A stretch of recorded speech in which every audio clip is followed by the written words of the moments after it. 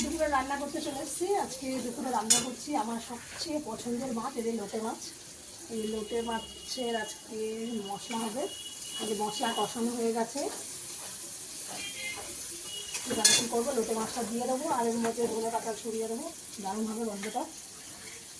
লোটে মাছের ধনে পাতা দিলে ভালো হয়।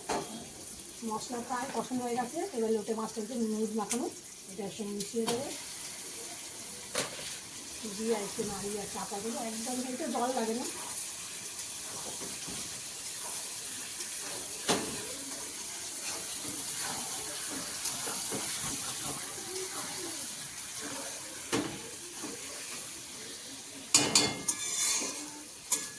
লোটে মাছটা মশলার সঙ্গে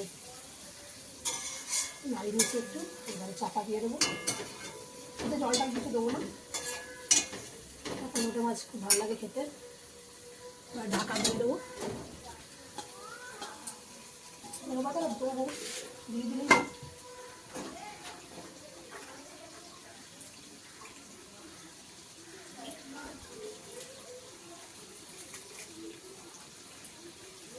একটু হাত দিয়ে ছিঁড়ে ছিঁড়ে দিচ্ছি।